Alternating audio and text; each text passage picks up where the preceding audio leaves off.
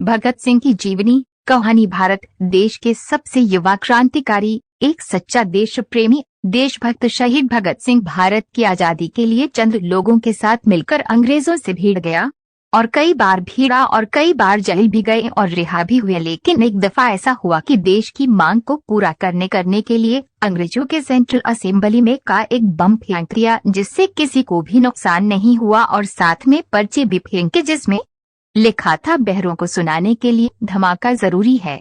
और चारों तरफ धुआं ही धुआं हो गया। भगत सिंह चाहते तो वहां से भाग सकते थे, लेकिन भगत सिंह वहां से नहीं भागते हैं और नारा देने लगते हैं, इंकलाब जिंदाबाद, इंकलाब जिंदाबाद।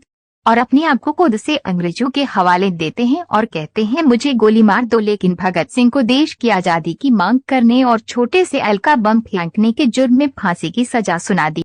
20 मार्च 1931 की तारीख मुकर्रर की गई थी, लेकिन कुछ कारणों से 23 मार्च को भगत सिंह को 23 साल की उम्र में ही फांसी दे दी गई। कितना संयोग की बात है। इन सभी घटनाओं के पीछे एक बहुत बड़ी वजह है, जिसके बारे में आपको कहानी के बीच में पता चलेगी। भगत सिंह अपने माँ बाप के बारे में एक पल भी नहीं सोचा कि उसके कुछ हो जाने से उन पर क्या बीतेगी।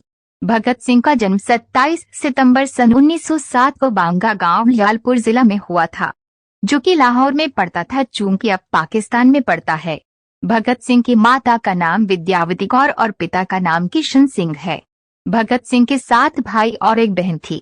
भगत सिंह की कुछ पढ़ाई लिखाई लाहौर हुई थी, लेकिन उसमें भी भगत सिंह को बहुत मुश्किलों का सामना करना पड़ा था, क्योंकि उस समय के जो अंग्रेजी हुकूमत के स्कूल हुआ करते थे जिसमें दाखिला नहीं मिलता था, दयानंद एंग्लो वैदिक स्कूल, जिसे आज डा के नाम से जाना जाता है, उसमें दाखिला मिलता है और पढ़ाई शुरू करते हैं। और बचपन से पढ़ाई में बहुत तेज थे और बहुत कम उम्र में 50 से 60 किताबें पढ़ चुके थे स्कूल की टाइम में, जबकि वो किताबें स्कूल की थी भी नहीं। भगत सिंह को देश के प्रति प्रेम कब जागा। बेकार की चीजों में अपना वक्त नहीं जाया करते थे। जहां भी आजादी के आंदोलन होते थे उसमें शामिल हो जाते थे। 13 अप्रैल सन 1919 को जलियांवाला बाग कांड किनको याद नहीं होगा। उस घटना से भगत सिंह को बहुत आहत हुआ था। उस समय इनकी उम्र 11 साल ही रही होगी और 40 किलोमीटर तक पैदल ही चलकर उस जलियांवाला बाग में गए और वहां पर जाकर उन्होंने उस घटना को फील किया और वहां मौजूद कुआं, जिसमें आज भी उस पानी में रक्त की बूंदें हैं, और वहां से भगत सिंह ने खून से सने मिट्टी को एक बोतल में भरकर अपने घर ले आया और उस मिट्टी को लाकर भगत सिंह घर में एकदम से कुछ समय के लिए चुपचाप शांत सा पड़ गया। जब उनकी बहन ने पूछा कि क्या हुआ, तो भगत सिंह ने खून से सनी मिट्टी को दिखाया और कहा, इस मिट्टी में उन देशवासियों का रक्त मिला हुआ है जिन्होंने देश की आजादी के लिए अपनी जान दे दी, जिसका मैं अंग्रेजों से बदला लेकर ही रहूंगा, अंग्रेजों को देश से मार भगाऊंगा। जब पिता खेत में आम की गुठली बो रहे थे तब भगत सिंह ने पूछा, आप आम की गुठली क्यों बो रहे हैं? तो पिताजी ने कहा, आम का पेड़ होगा, उसके बाद बहुत से आम फरेंगे तो यहाँ पर। भगत सिंह ने कहा कि मैं बंदूक बोऊंगा ताकि बंदूकों का पेड़ उगे और मुझे बंदूकें इसलिए चाहिए कि मुझे अंग्रेजों को भागना है। सन 1920 से गांधी जी को देश से बहुत सहयोग मिल रहा था और उस वक्त गांधी जी देश के लिए एक बहुत शक्तिशाली आवाज बन चुके थे, जिन्होंने देश के लोगों की समस्याओं और उसकी आवाजों को अहिंसावाद तरीके से उठाई और अंग्रेजों के सामने रखा, उसका बहिष्कार किया। भगत सिंह का असहयोग आंदोलन में शामिल होना।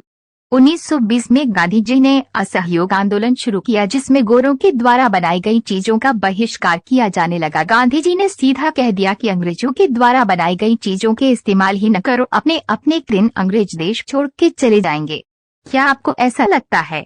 गांधी जी ने कहा था कि मैं इस काम को मैं शांतिपूर्वक तरीके से करा दूंगा और पूरा देश मान भी गया था। गांधी जी के विचार से भगत सिंह बहुत प्रभावित थे और उनके साथ हो लिए। चौरी चौरा कांड क्या था? असहयोग आंदोलन जिस वक्त चल रहा था उस दरमियान चौरी चौरा स्थान, जो बिहार के गोरखपुर में पड़ता है, जहां पर 1922 में वहां पर पुलिस थाने के सामने पूरे जोर शोर से प्रदर्शनकारियों के साथ मिलकर वहां बिक रहे अंग्रेजी शराब, कपड़े और अन्य चीजों का बहिष्कार कर रहे थे और प्रदर्शनकारी कह रहे थे, गोरे वापस जाओ और ये अंग्रेजों के द्वारा बनाए गए चीजों को बंद करो।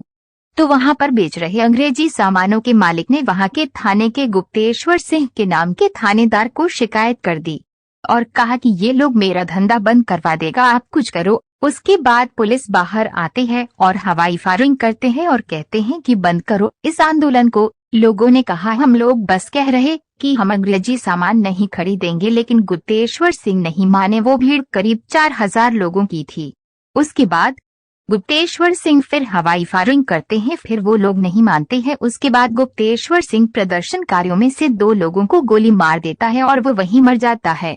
प्रदर्शनकारियां और गुस्सा हो जाता है। उसके बाद फिर हवाई फायरिंग करते हैं, लेकिन कोई असर नहीं होता है। उसके बाद कुछ और प्रदर्शनकारी को गोली मार देता है और उसकी मृत्यु हो जाती है। जब उस थानेदार गुप्तेश्वर सिंह की सारी गोलियां खत्म हो गई थी, तब उसके बाद भीड़ ने पुलिस वालों को ही मारना शुरू कर दिया और भगा भगा कर थाने के अंदर ले गया और उसके बाद थाने में बंद करके पुलिस वालों को जिंदा जला दिया।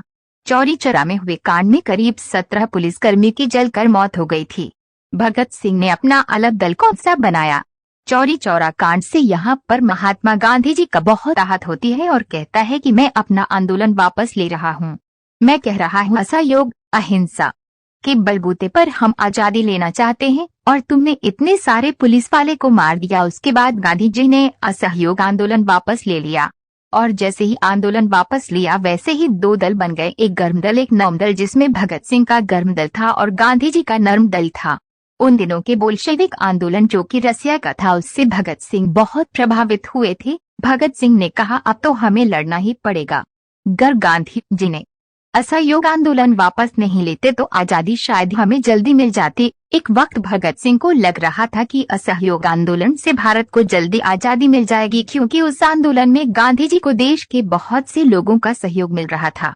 लेकिन चौरी चौरा कांड के कारण असहयोग आंदोलन को वापस लेने के बाद भगत सिंह ने एक अपना अलग गर्म दल बना लिया, जिसमें सिर्फ लड़ाकू लोग थे और वो सिर्फ अंग्रेजों से लड़ाई करके ही देश की आजादी लेना चाहते थे।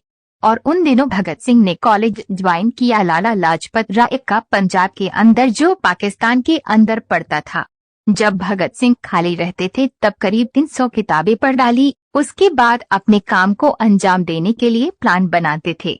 भगत सिंह जब देश के लिए घर छोड़कर भाग गया 1924 में, भगत सिंह 17 साल के थे। मां ने शादी के लिए बहुत कहा, लेकिन भगत सिंह इनकार करते रहे और कहा कि मेरी दुल्हन नहीं होगी, अब आजादी ही मेरी दुल्हन होगी। भगत सिंह इतने बड़े देशभक्त देश प्रेमी थे, अपनी माँ की भी परवाह नहीं की, एक नहीं सुनी और एक दिन भगत सिंह चिट्ठी लिखकर रात में ही घर से फरार हो गए। माँ रोती रही, एकदम अकेली सी पड़ गई थी। माँ आखिर माँ होती है। भगत सिंह पंडित आजाद की टीम में शामिल हो गए। भगत सिंह पंडित आजाद की टीम में शामिल होने के बाद सन 1925 में काकोरी कांड की तैयारी में लग गए। आपका कहानी यहीं तक समाप्त हुआ। चैनल को सपोर्ट करो और लाइक कमेंट शेयर